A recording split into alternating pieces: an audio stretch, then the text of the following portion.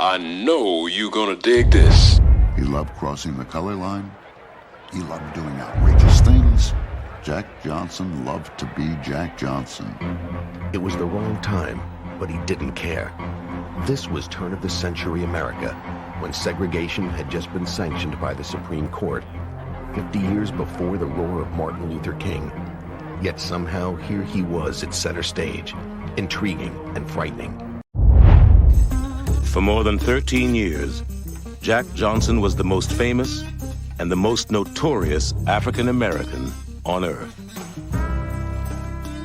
He battled his way from obscurity to the top of the heavyweight ranks, won the greatest prize in American sports, a prize that had always been the private preserve of white combatants. To most whites, and to some African Americans, Johnson was a perpetual threat, profligate, arrogant, amoral, a dark menace, and a danger to the natural order of things. The real Jack Johnson was both more and less than those who loved or those who hated him ever knew. Just remember, he told a young reporter not long before he died, whatever you write about me, that I was a man. Black History 365 is thrilled to provide you with the exclusive and rare opportunity of actually hearing from the famous boxer, Jack Johnson. But first, let's understand a bit of the history behind what Jack is going to describe for us in his own voice in a few moments.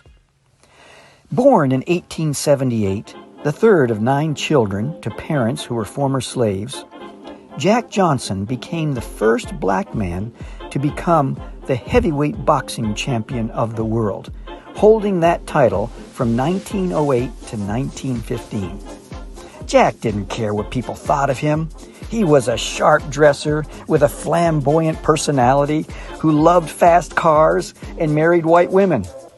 When he became world champion in 1908 in Sydney, Australia, international cries of protest for a great white hope to come forward to defeat Johnson produced numerous white opponents, all of which he defeated with relative ease.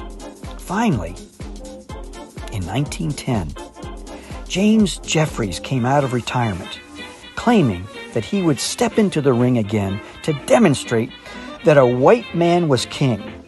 The entire country was focused on who would win the fight of the century, which was to occur on July 4th, 1910, in Reno, Nevada, in front of 22,000 white people, who later streamed out of the stadium, stunned, in eerie silence.